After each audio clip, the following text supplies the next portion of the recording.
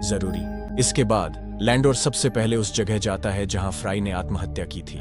वहां कप्तान के साथ वह सिपाही भी है जिसने सबसे पहले फ्राई की लाश देखी थी।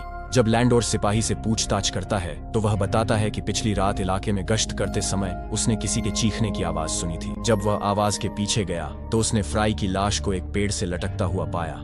सिपाही आगे कहता है कि फ्राई को पिछली रात फांसी दी गई थी, लेकिन उसके पैर अभी भी जमीन को छू रहे थे। यह सुनकर लैंडोर उससे पूछता है कि क्या उसने आसपास किसी और को देखा था। सिपाही जवाब देता है, नहीं। फिर लैंडोर मुस्कुराता है और उसे जाने के लिए कहता है। इसके बाद लैंडोर और कप्तान अस्पताल लौट जाते हैं। लैंडोर खुद लाश की जांच करता है और फ्राई के सिर के पीछे एक गहरा घाव पाता है। वह फ्राई के हाथों पर भी चोट के निशान देखता है, जो शायद तब लगे जब वह फांसी के दौरान खुद को छुड़ाने की कोशिश कर रहा था।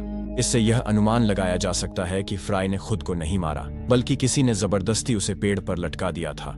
इसी बीच डॉक्टर आ जाता है। जब लैंडोर और डॉक्टर फ्राई के सिर की चोट को देखते हैं तो डॉक्टर हैरान रह जाता है कि उसने पहले इतनी गंभीर चोट पर ध्यान क्यों नहीं दिया।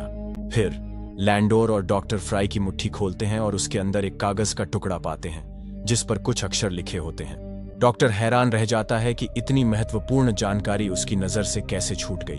लैंडोर को जो कागज मिला है वह एक बड़ा सुराग हो सकता है। वह उस पत्र को लेकर जाने की तैयारी करता है, लेकिन कप्तान उसे रोक लेता है। कप्तान लैंडोर से कहता है कि वह इस मामले की गुप्त रूप से जांच करे। वह नहीं चाहता कि फ्राई की हत्या की वजह से अकादमी की प्रतिष्ठा खराब हो।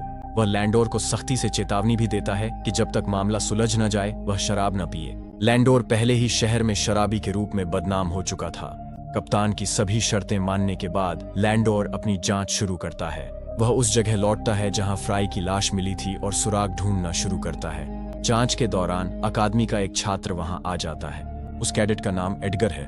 एडगर लैंडोर को बताता है कि वह भी अपनी तरह से फ्राई के मामले की जांच करने की कोशिश कर रहा है और उसे लगता है कि फ्राई का हत्यारा एक कवि है। यह कहकर वह चला जाता है।